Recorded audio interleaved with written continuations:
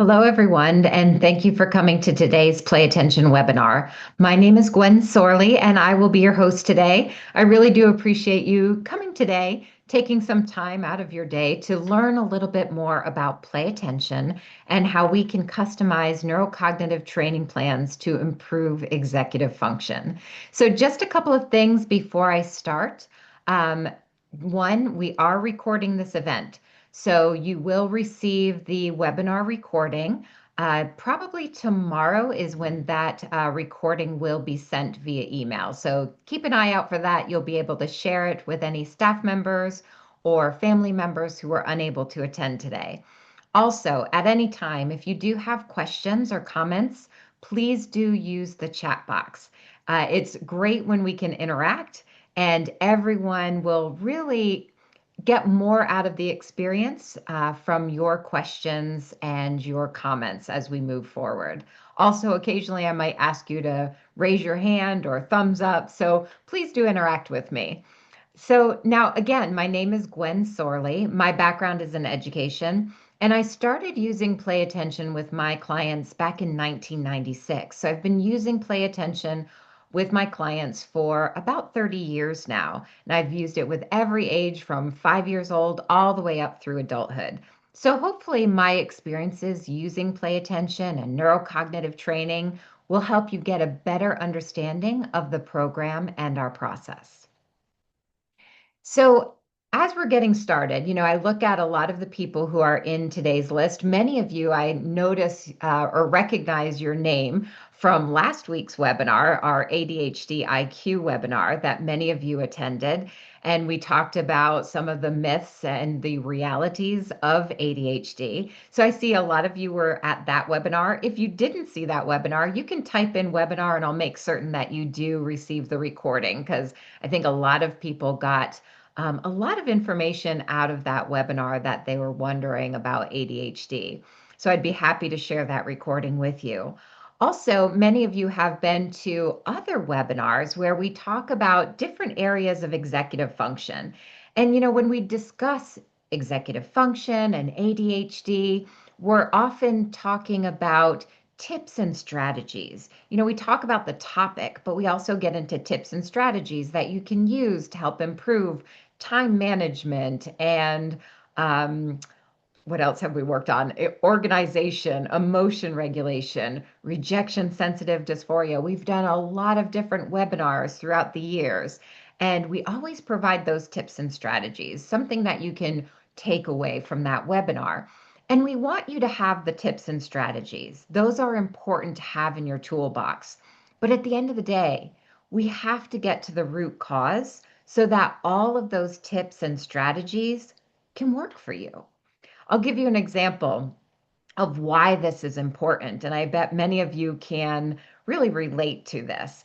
I was speaking to one woman, and she has ADHD, and she said, You know, everyone keeps telling me, just write a to do list. And she said, I can write a to-do list. That's not the challenge I have.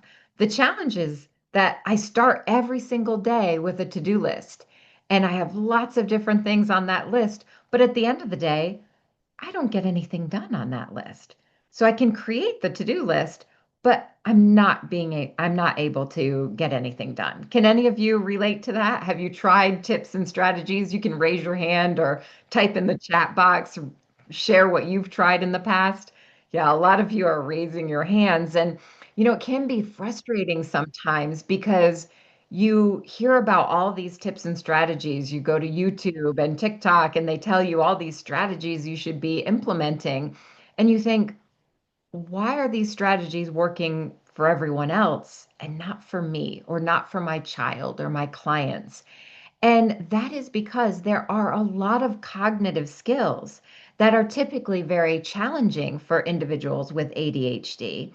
And we need to look at improving those areas so that all the strategies make sense and can work for you. Because it's not just a to do list, right? In order to execute that to do list, first we have to improve your memory so that you remember you have a to do list. Then we have to work on your ability to sustain your attention. so that when you start number one, you're able to sustain your attention to completion so that you can then move on to number two. We also want to look at impulse control so that you're not just starting with number one and impulsively jumping down to number three. We also work on filtering distractions so that when you are working on those different items, you're not distracted by the laundry in the corner of the room or the dishes you think that should be done or that report that's due for work. You're not distracted by all of those outside or environmental distractions. We also have to work on being present and staying in that present moment. So there are so many different cognitive skills we need to improve in order for those strategies to make sense. And that's what we focus on and play attention. And many of you may be gearing up and getting ready for the new school year, and you're thinking, we have to look at that 504 that my child has in place. Do any of you have 504s in place for your child, or you're trying to get some 504s in place? You can raise your hand or let me know what type. Okay, so many of you do have some a 504 in place. And as you know, if you're a parent here and you have a 504, it's a list of accommodations, right? And again, accommodations are good. We want the accommodations to be there, but we have to simultaneously develop skills because from my experience, when I was in the classroom setting, we would make accommodations, and one of the most common was to give longer test time. In theory, that is good. However, if we're not simultaneously helping that individual improve their ability to sustain their attention so that when they're working on the test, they're able to sustain their attention to that test until completion. We're not working on filtering distractions, if we're not working on processing speed so that they can process and take what information is on in their head and get it down on paper, if we're not working on impulse control so they're not just rushing through the test just to get it done, we have to work on all of those skills simultaneously so that longer test time is really productive time and it's not just more time to daydream or be off task. So I hope that makes sense. It's really important. We have the accommodations, we have the strategies in place, but we also have to simultaneously develop skills. Stacy says, "What is a 504?" I'm in the United States. So, Stacy, a 504 is a an accommodations that they can make within the school setting for individuals who may not um, have any support with the special ed department, so they don't get an individualized education plan. If your child does get special or is able to get support services through special education, then they may have an individual education plan. That's an IEP. What we work on in order to help individuals with, for example, ADHD, many of those individuals will not get an IEP. So the next best thing to request is a 504, and that's for what they consider other health impaired. And whereas the IEP is very specific and it has specific goals and benchmarks, the 504 will at least provide your child with some accommodations, like I mentioned, the longer test time or a set of books for home and for the classroom. So there are a lot of different accommodations they can do, preferential seating. So if you haven't looked into that, Stacy, with your school, that might be something that you look into. Because again, we want those accommodations, but we also have to simultaneously develop skills. So that's what we focus on within Play Attention. We specialize in one thing, and that is to help you reach your goals. So you're all here today because you have a goal in mind. Maybe you have a couple of goals. Go ahead and type in the chat box. What are your goals? Why are you here? Are you a parent and you want to help your child improve executive function or to be able to actually show everyone what they know? You may have a very bright child, but they're struggling academically, or maybe they're struggling socially and you want to help improve those peer relationships. Are you an adult and you are struggling with productivity, or maybe that job promotion is eluding you, not because you're not qualified for that job promotion, but because some of these skills are just holding you back and you're not able to get those promotions. Maybe you're a professional and you want to further help your clients develop these areas. So, a lot of you are typing in your goals, and thanks for that. I'm going to share some of them. Efren says, I am a parent and want ideas to help my child. Kat says, strategies to support executive function. Uh, Krishna says, parent who wants to help my child. Armin says that he is diagnosed ADHD, but his child is also ADHD and they're searching for help. Marie is a professional working on executive function training with her clients, wants more assistance in this area. So you can see there are a lot of different individuals here, and you're looking at it personally or professionally.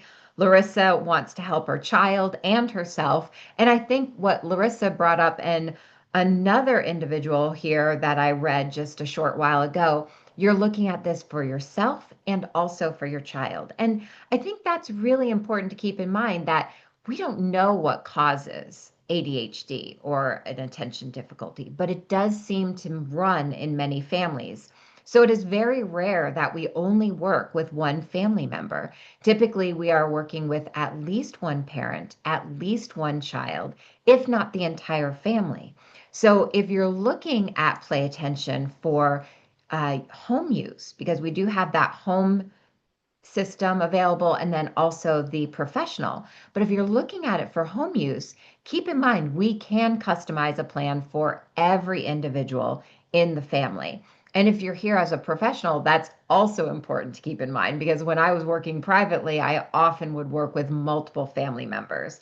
Hester says, I am a teacher at a private school where we have a lot of different students with different accommodations.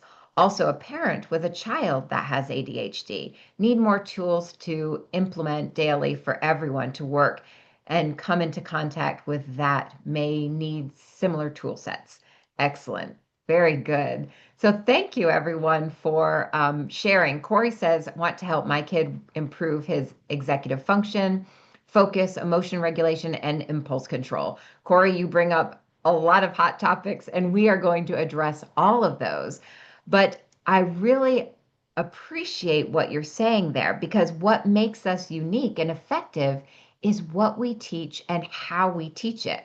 We were the pioneers in neurocognitive training. It was actually our founder, Peter Freer, who started researching different attention training techniques back in the 1980s.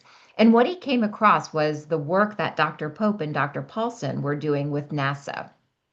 And he found that NASA was incorporating feedback technology with their simulator training.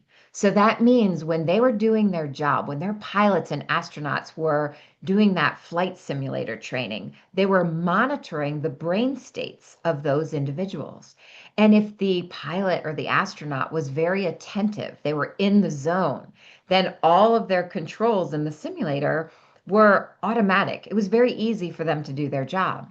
But if they became distracted or if they were anxious or stressed, they weren't as attentive, then everything became very sluggish. All of the controls were manual and it became harder for them to do their job. So, what they were doing was they were giving that real time feedback while doing job training to make maximum use of that time and really developing their pilots and astronauts' ability to stay in the zone, to stay in that peak attentive state while doing their job. And our founder thought, well, that's brilliant. If I can show my clients their attention in real time while we're working on all of the skills they need every single day, that is an effective program. And that is the very foundation of play attention. So, what we do is we integrate that feedback technology with cognitive skill training and behavior shaping to provide you with the most comprehensive approach available. So, many of you may have actually seen our body wave armband on our website. This is it. I'm going to share it with you here so you can see it up close. This is our body wave armband. On the back, there are 3 sensors. And when I slide this armband on my arm, now those sensors are monitoring my brain activity that tells us how attentive I am. And then that information is given over to the computer where I'm allowed to control all of the cognitive exercises just with my mind, or more specifically, my attention alone. And I receive constant and immediate feedback as to whether or not I truly am focused and paying attention. So, just like those pilots and astronauts at NASA were receiving that real time feedback while doing their job training, we're providing you with real time feedback while doing cognitive skill training and behavior shaping. So, why is that important? Well, if you think about attention, attention's so abstract, isn't it? So, if you think about when you look at your child or your client or your partner, or maybe this happens to you as well. If you look at those individuals and you say, I need you to pay attention. Please, I need you to pay attention. What do they typically say back to you? Go ahead and type in what is the typical response you get back when you say, I need you to pay attention. I want to see what you're hearing and see if it's the same that I was hearing. All right. Many of you are hearing the same thing I was hearing. Vanita, Robin, Mark, Lucas, Janelle, Trey, Bethany, you're all saying, I am paying attention. And, that's the typical response. And usually they really do think that they're paying attention. They just haven't developed what it takes for them personally. So, what we're doing is we're taking this very abstract concept of attention and making it concrete and controllable. So now you actually see your attention, you feel what you're doing, and you're allowed to practice not only just attention, but all of these other cognitive skills that we mentioned earlier, and we're going to touch on the different cognitive areas we can address, but all these cognitive skills that, again, may be challenging, but required for strong executive function.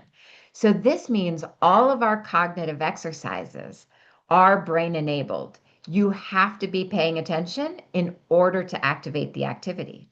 If you're not paying attention, then the activity will stop or the character will go in the wrong direction, and you have to focus back in order to continue. So no longer are we saying, pay attention, I need you to pay attention, right? Because that's how we typically try to teach attention. We say, sit still, pay attention, eyes on me. We try to lecture you and tell you how to do it. But now we're providing you or your child or your clients an experience where you see your attention, you feel what you're doing, and you're allowed to practice it. And we know this is critical because when we talk about improving attention or strengthening executive function, we're really talking about sparking brain change. And brain change doesn't just occur.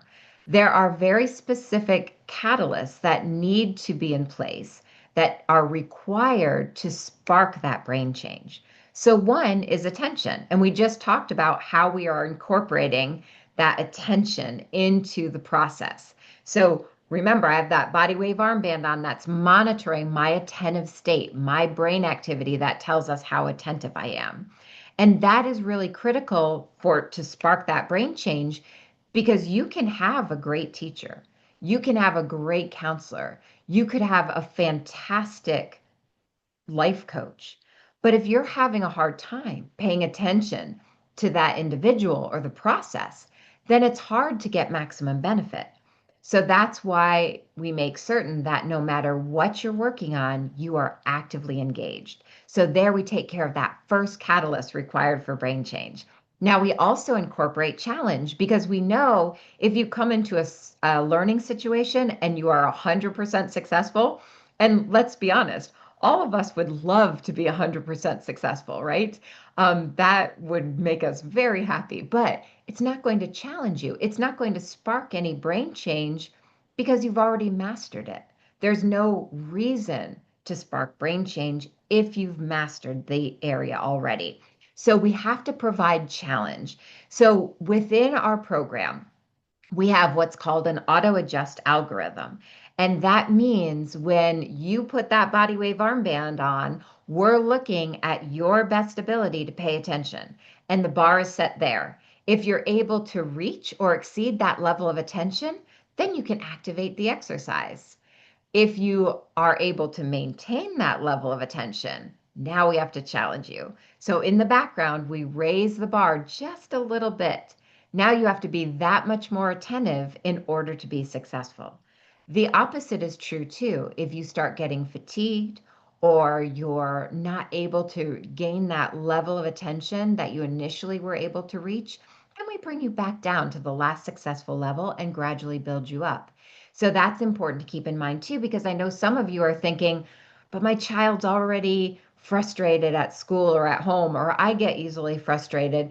And so we want to make certain that we're not frustrating you, but we are keeping you at a challenge. So we keep it at that challenging yet success-based pace. That is the best spot for brain change and learning. Now, we also incorporate deliberate practice. So remember, three catalysts required for brain change: attention, challenge, and now deliberate practice. Because we don't want you to come into a session and just go through the motions, right? That's like if you go out on the golf course and you think you're going to get better at golf by just hitting a bucket of balls randomly, hit with no goals in mind. So we have to have specific goals. So when you log into your session, Sheer Genius, our artificial intelligence, is going to set a mini goal for each exercise based on your previous performance. So you log in, Sheer Genius will say, okay, yesterday, Robin, you completed attention stamina with 70% attention. Today, let's try 72%. And if you do that, you earn a point, and the point goes into your reward system. So you see how all of these catalysts are critical components to spark that brain change, and they're all incorporated within play attention. Now, we've been doing this integration that I've been referring to, the integration of feedback technology with cognitive skill training and behavior shaping for about 30 years. But Tufts University School of Medicine wanted to know, is that integration important?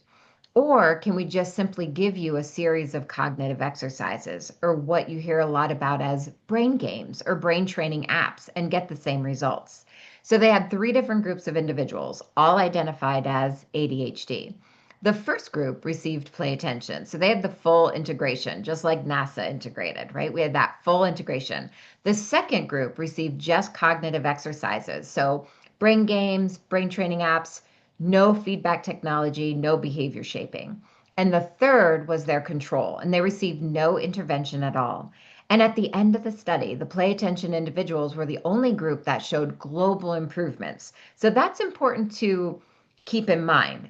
Global improvements means we're not just looking, did they get better in the exercises, right? Tess was looking at, did they transfer and generalize these skills into other areas of their lives? And they showed global improvements in all areas, including academic, social, behavioral, and executive function. They also noticed that if the individual was on medication, because some of them were on medication, some of them were not, but if they were on medication and in the play attention group, those individuals had an average decrease in their medication, where the other two groups had an average increase. And that goes back to skill building. If we can teach you the skills, then there may be less of a necessity to mask symptoms.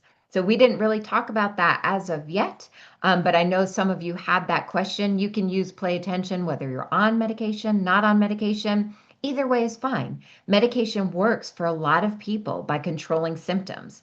The challenge is it doesn't teach any skills or change behaviors. So we don't want to medicate and fail to educate. We want to use this time to help you develop the skills. And that's what play attention can do. It can teach the skills that medication alone cannot teach. So let's go ahead. I really want you to experience what I'm talking about. I want you to see that real-time feedback. So I'm going to demonstrate, I'm going to switch my screens and demonstrate play attention for you. But before we do that, I want to ask a quick question. So I'm going to put up my poll because before I can show you how play attention works, I need to know that you've all been paying attention, you've been actively engaged, and you know what this body wave armband monitors. And you should be able to see the poll on your screen right now so you can plug in your answer. If you can't see it, you can just go ahead and type in your answer in the chat box. What does that body wave armband monitor? Is it A, eye movement, B, breathing, C, brain activity, or D, FM radio? Is it eye movement, breathing, brain activity, or FM radio? Go ahead and type in your response or plug it in on that poll that you see on your screen. Okay, so I'm going to close the poll in 3, 2, 1. Okay, so 87% of you answered correctly. So this is really important for you to listen to very closely because this is the core of play attention and why it's so effective. That body wave armband is monitoring brain activity, indicative of how attentive you are. So it is not monitoring eye movement. It is not monitoring breathing. Because if you think about what attention is where, I should say, where does attention begin? Sorry about that. Attention originates in the brain. So if we're going to show you your actual attention in real time, we have to show you your brain state. So that is what the body wave armband is listening for. It's listening for that moment when all of those neural networks are working together and you give off that very specific signal that tells us how attentive you are. And then that information is given over to the computer so that you're allowed to control all of the cognitive exercises just with your mind alone. And you get real-time feedback regarding your attention. Does your breathing help with that? Yes, but that is not what we are monitoring. All right, I hope that clears up if any of you had questions on that. So we are monitoring your actual brain activity that tells us how attentive you are. So let's go ahead and look at play attention in action. I'm going to go ahead and share this with you here. Let me switch my screen here.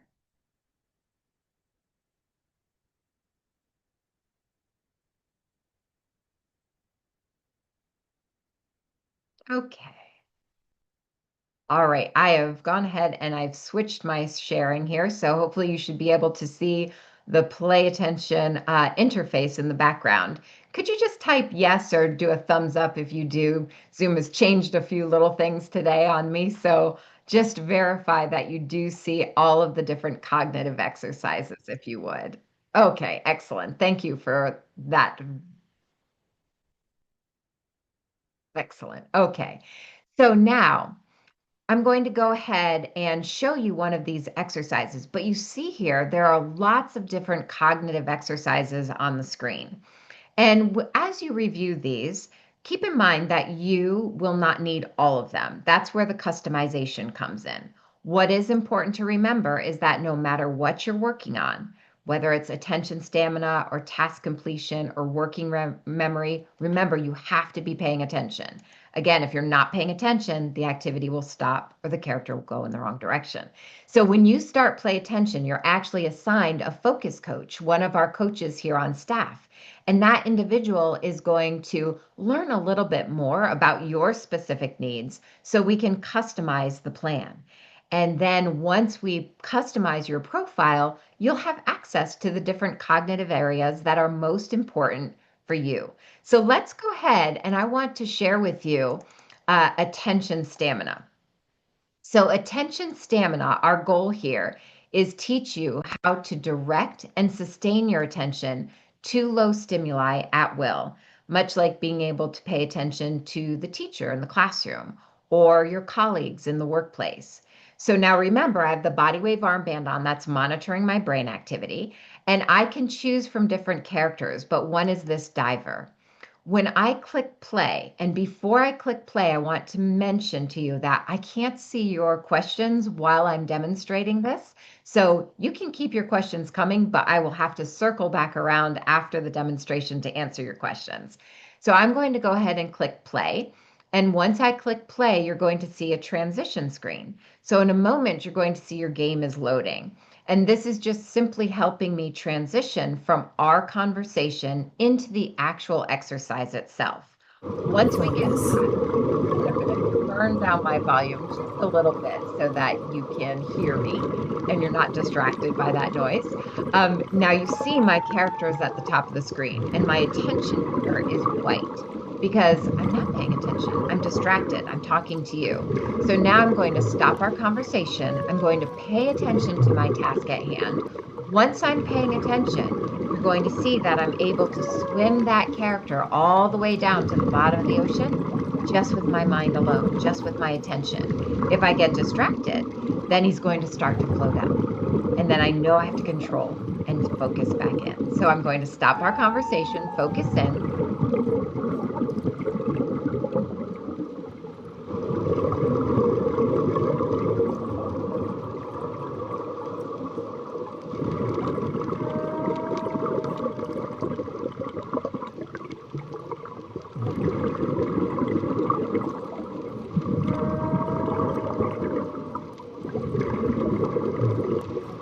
Now that's as low as he goes right there. Notice what happens as soon as I get distracted. Immediately he starts to float up because I'm no longer as attentive. And distraction can be a variety of things. It could be daydreaming, it could be anxiety, it could be someone walking into the room and I can't filter that noise. Whatever it may be, immediately I get that feedback. Now I know I have to control that behavior, control that daydreaming, focus back in.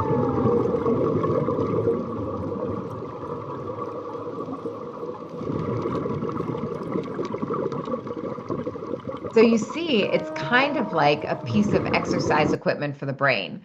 We're working areas that right now are challenging for you.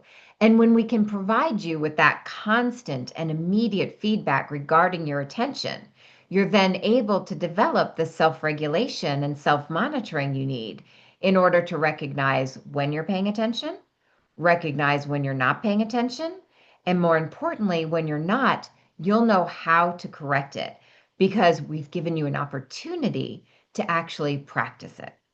So, really empowering and really important to provide you with that experience. Now, you'll notice a couple of things. One, our graphics. That's about as exciting as our graphics get. All of our graphics are very simple, they are very low stimuli because we know if we give you something high stimuli or high interest, you can probably hyper focus in those situations, right? Where it's hard to draw you away from it. So we don't need to teach how to pay attention to high stimuli or high interest. You've got that. What we need to teach is what's more challenging. And that's how to pay attention to low stimuli, much like the classroom teacher or the workplace where we cannot possibly compete. So that's why everything's presented very simply, so that you can learn how to pay attention to that stimuli at will. Now, notice all of my data is stored for me. So you see here that I worked for a minute and 45 seconds. Of that time, I was actually paying attention 27% of the time. And my recovery speed, which was from the time I lost my attention to the time I regained it, was right around 25 seconds. So now Sheer Genius, the artificial intelligence, is not only going to use this information to document my progress, but also use that information to start setting those mini goals that we talked about. Remember the deliberate practice where Sheer Genius, the next time I log in, will say, okay, yesterday you completed this with 27% attention. Today, let's try 29%. And if you do that, you earn a point. The point goes into your reward system. So documenting progress, setting that deliberate practice model, and then you'll notice there is a skill advancement. So there's bronze, silver, and gold medal. So there are certain benchmarks you need to reach before we move you to intermediate and then to advanced. And when we move you up, we're going to tie in more processes required for executive function, such as processing speed, impulse control, distractors, and mental flexibility. So it gets a little bit more complex. There are times where you're going to have to respond using the mouse or the keyboard, but you're still driving everything with your attention. Okay.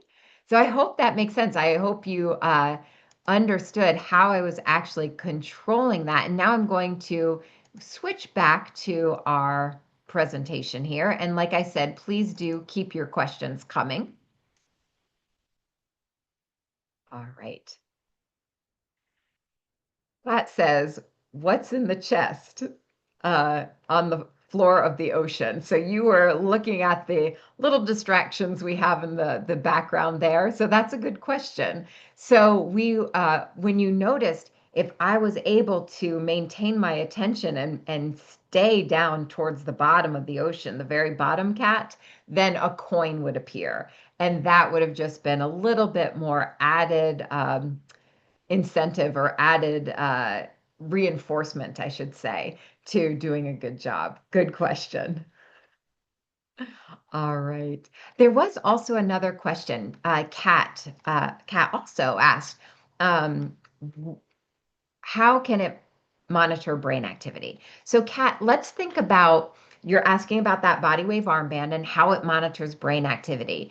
So, if we think about what attention is, right now you have billions of neurons firing in your brain at different times. But when all of those neurons fire in synchrony, meaning they all fire at one time, you give off a very specific electromagnetic signal. And that signal is what we know of as attention. So that's what that body wave armband is listening for. It's listening for that moment when you give off that very specific signal, and then that is communicated. Now, I'm sure many of you are used to seeing when we talk about monitoring brain activity, you usually see sticky pads or ear clips or a headband. And that makes sense to you, right? Because you it's close to the source, and that's why everyone uses something on the head, because that signal you emit, it's so small, it's so minute, that it's easiest to monitor if you're close to the source, which of course is the head. The challenge with that is that no one wants to wear something on their head. It's uncomfortable, it's invasive. A lot of our clients who have ADHD or autism, they also have sensory challenges, so that is not ideal. So what we had to do is advance that technology, because just because you move further away from the source, that signal doesn't disappear. It just gets harder to tune into. So what we have to do is amplify that signal, and then we have to filter out heart rate, muscle, blood flow, all that noise that occurs from the head to wherever you placed it on the arm. So it just makes it much easier to use. Remember, that signal runs along the peripheral nervous system. So we are able to pick up that signal even though we're further from the source. Okay. All right. So a couple of good questions have come in. Laura says, can you talk a little bit more about translating into improved executive function? And absolutely, Laura, we are going to get to that, because that is our end goal, is to develop these foundational skills in order to improve executive function. And Cheryl asks a great question as well.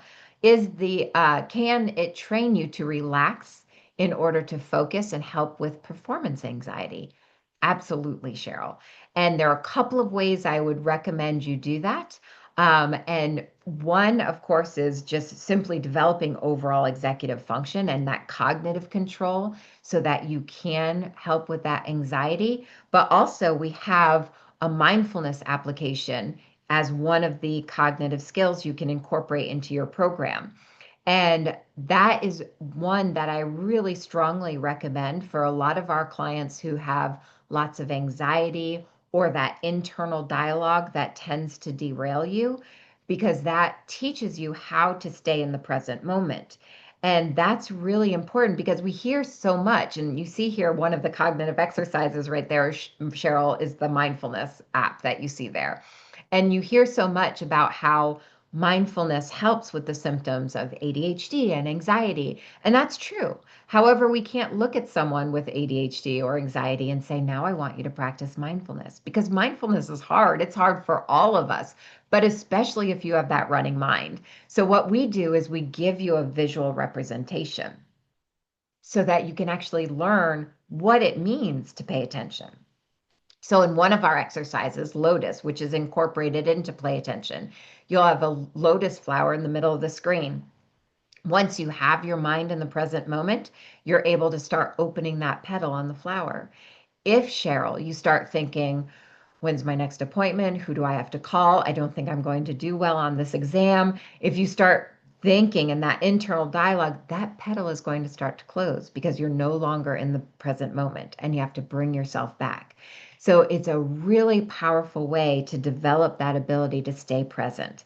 And that is an important point too, because we have lots of other mindfulness applications available. And some of you may have seen we are starting a mindfulness coffee talk starting next week on Tuesday and Wednesday. It will run for 2 weeks. And during those, I'm sorry, Tuesday and Thursdays starting next week. And they're going to just be mini meetings, 20 minutes apiece, to talk about different areas of mindfulness and calm. If you want to register for that and you have not yet, just type in mindfulness and I'll make certain you get that registration. So again, you saw all of those different cognitive exercises. And to Laura's point, the reason we work on all of those different cognitive exercises is because those are the foundational skills required for strong executive function. And many of you here today are very familiar with executive function and what that is. But if you are not as familiar, you can think of it as kind of like the CEO of your brain. It's what allows you to control your attention, your behaviors, your emotions. It allows you to plan and prioritize, organize, avoid procrastination, and remain on task. So it's a set of mental processes that allow us to get things done every single day. And these processes, none of us are born with strong executive function, but we all have the potential to develop it. And that development starts right after birth and continues through our mid to late 20s. Unfortunately, we expect everyone to have strong executive function by the time they hit middle school. And that development doesn't always naturally happen.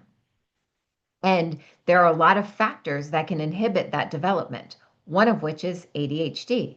It can be ADHD, it can be anxiety, autism, traumatic brain injury, dementia. It can be a variety of issues. Oftentimes, it's a combination of factors that negatively affect executive function. And so it's important what we keep in mind through neuroplasticity that the brain is moldable, it's shapeable. And if we provide you with that right challenge and the right feedback, you can create these new neural pathways despite your current wiring. We know age is not a factor. We also know that labels like ADHD are not a factor. If we provide you the right challenge and feedback, you can create these new neural pathways.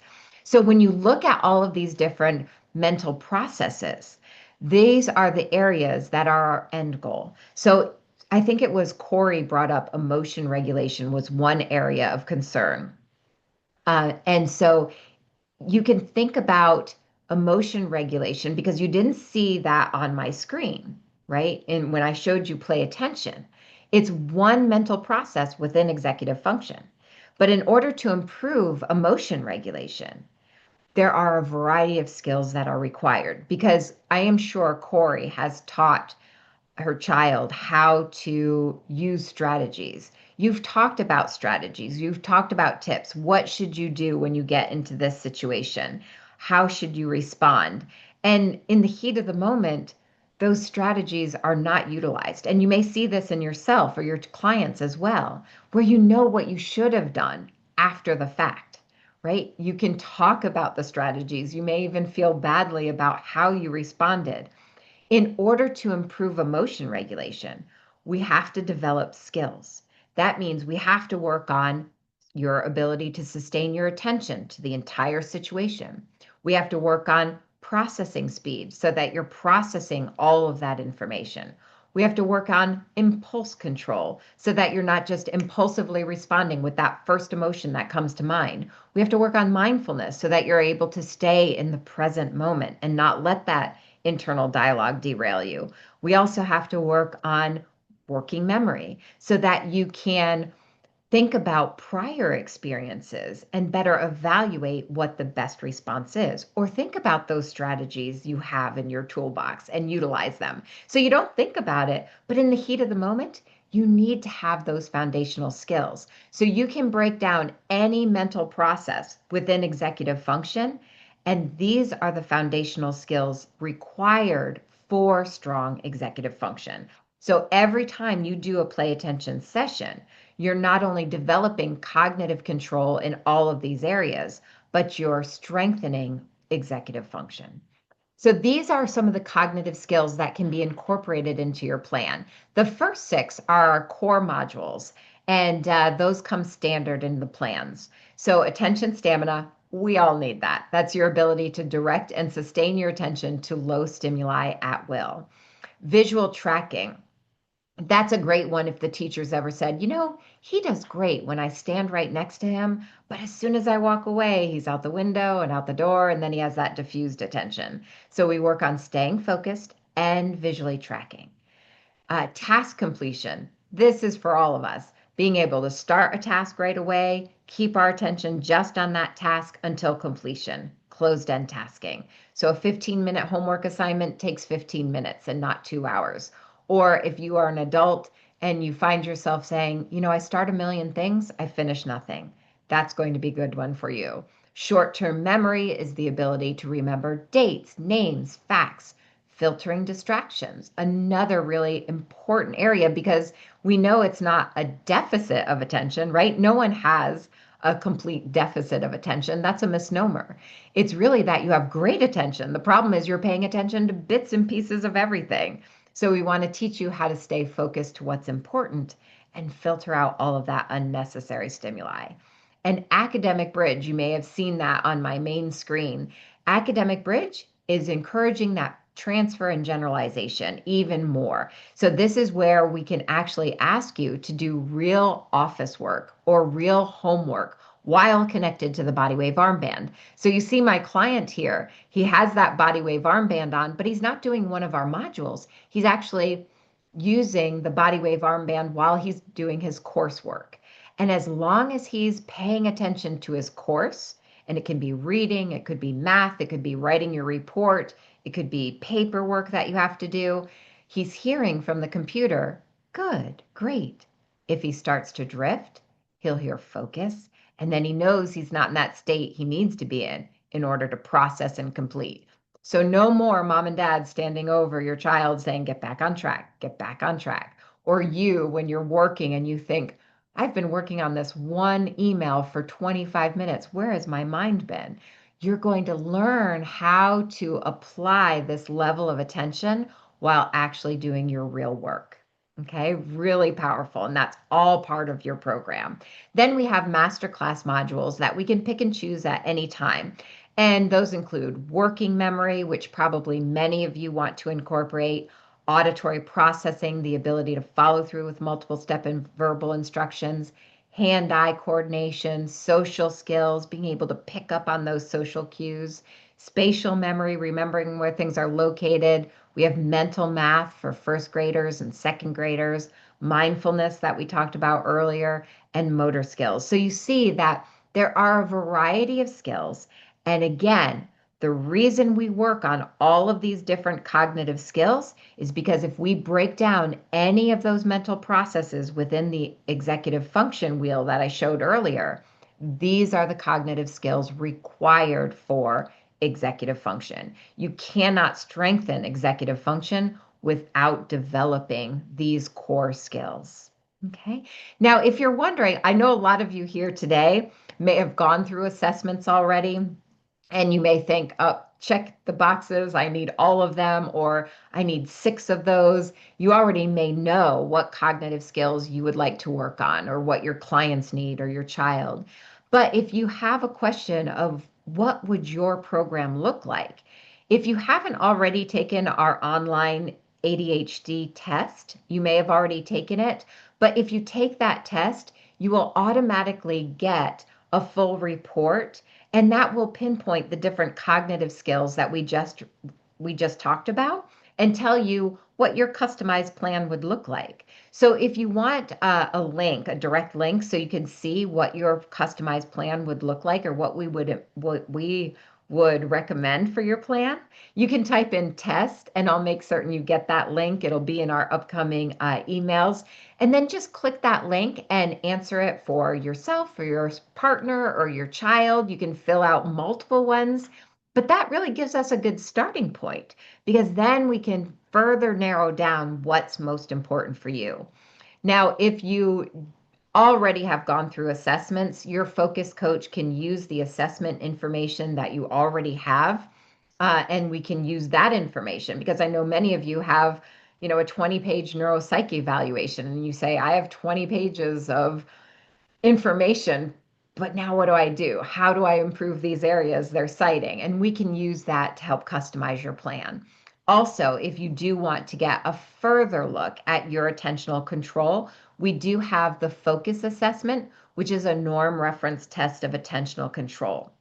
It takes 20 minutes, it's computer based, and that will give us a really good overview of your attentional control in 4 different areas. We look at consistency, performance, impulse control, and your ability to deal with distractors, both auditory and visual.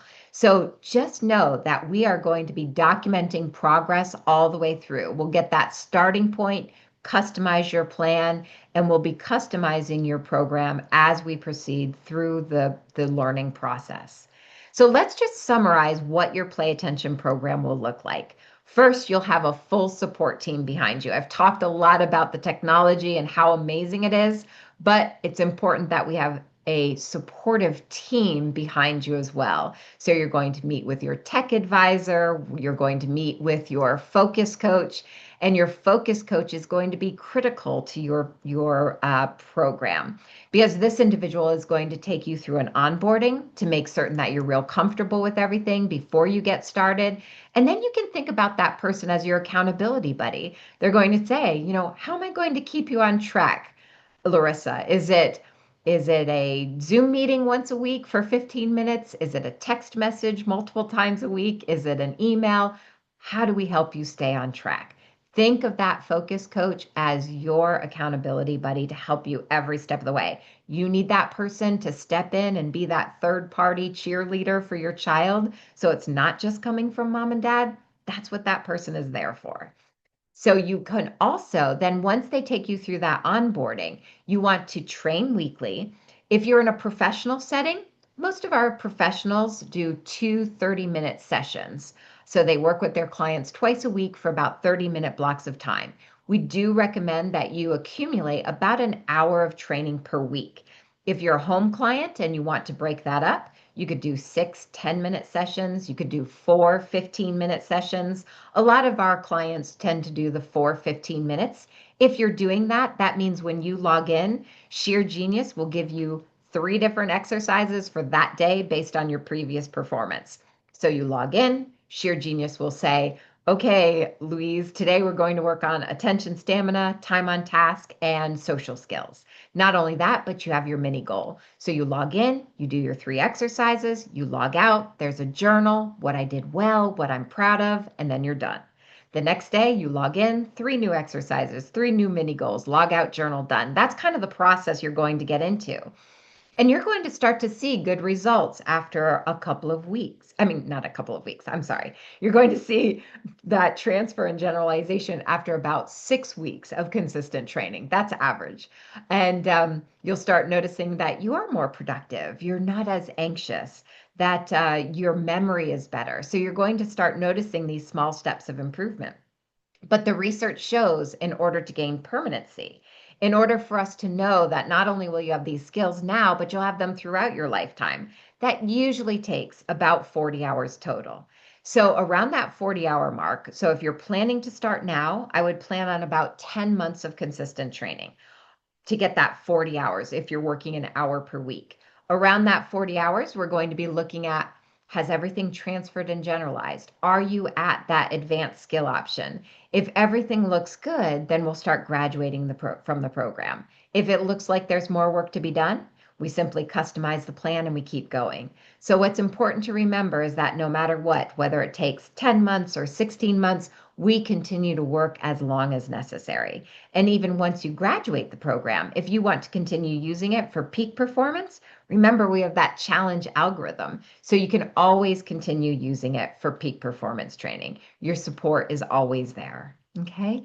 So now that's important to keep in mind for your outcomes. Remember, you all talked about those specific goals you had that you wanted to reach at the end of your Play Attention program.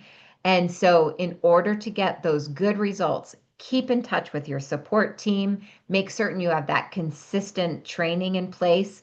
You'll start to see good results after about 6 weeks, but in order to gain that permanency, we're going to be looking at about 40 hours total in order to gain that lifelong change that you want. Now, as I mentioned earlier, we have two different programs available. One is the home program that comes standard with a user license for two family members, because as we mentioned, you can train as a family. If you want to upgrade that user license and you're working from home, you can easily upgrade your user license for $50 per additional user. And so you can work with four family members, five family members, whatever's best for you, but it comes standard with two.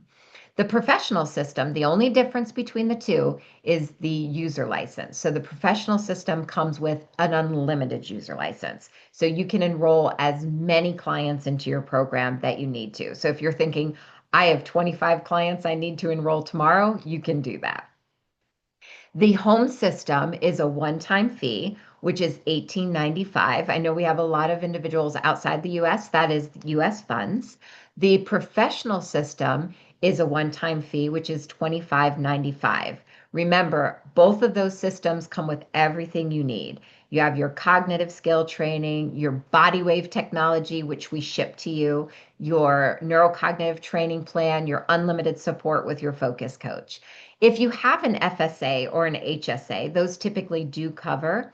And also, we do have payment plans in our shop as well, if you wanted to check out Shop Pay and see what those payment plan options are. So, again, but remember, that's a one time fee. So, whether it takes 10 months, 16 months, you don't have to have any other additional costs associated with your program.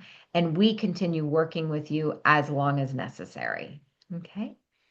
So please do keep your questions coming. Oh, I see that my head is in the way here a little bit. Please do keep your questions coming. But I did want to mention, because I know some of you had seen that we were running a Christmas in July special offer earlier this month, but many of you wanted to attend today's session so that you got a good understanding of what was involved. So we have extended that 10% off for Christmas in July through Monday. So if you wanted to take advantage of that, you'll be able to apply that to starting your program. So let's talk about next steps. Please, like I said, do keep your questions coming. I will come back to those because I know some of you do need to leave. We're almost at that 1 hour point. I appreciate you staying on. But if you want to take some next steps, in order to get started, just type in your phone number if you want to take advantage of that Christmas in July special. Just type in your phone number in the chat box or type in eShop if you prefer just to go directly to the eShop, and we'll help you with that process. If you have questions still about what your customized plan would look like and you want to talk with one of our executive function specialists, type in consultation and we'd be happy to send you the consultation schedule. If you want to bring your kids along to the consult and we introduce the program to your child or your whole family, that's a great time to do it. And we can answer all the questions and show the program.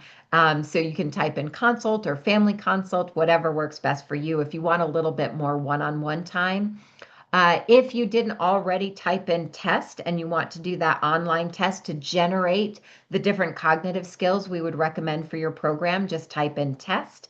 And then finally, our mindfulness coffee talk series that I brought up earlier. Again, that starts next Tuesday. So it'll be Tuesday and Wednesday. I keep saying that Tuesday and Thursday for 2 weeks. And we're going to have mini topics, and those sessions will last about 20 minutes or less. So just a little coffee talk to discuss different areas of mindfulness. So again, if you want all of the above, just type in all. You don't have to type in each one individually. You can type in all, but if you'd like us to help you get started, just type in your phone number and maybe a specific time. If there's a specific time you'd like a call back, and we'll help you get started. Or if you prefer to just go directly to the eShop, just type in eShop and we'll send you your exclusive coupon code for that special. If you want to chat further with one of our executive function specialists, just type in consult. If you Many of you have asked if I do the consultations. I do the consultations as well. So if you want to have me directly address your questions, you can type in Gwen or G consult, and I'll make certain that I direct the consult schedule with my calendar specifically, since we've already spent this time together. Or you can type in test if you want that ADHD test, and mindfulness if you want us to register you for the Mindfulness Coffee Talk series. Thank you so much, everyone, for attending today. I really do appreciate your time and your attention. I hope that you got a new perspective on how we can look at executive function and what is required in order to improve executive function. We have to get to the root cause and start developing these cognitive skill areas.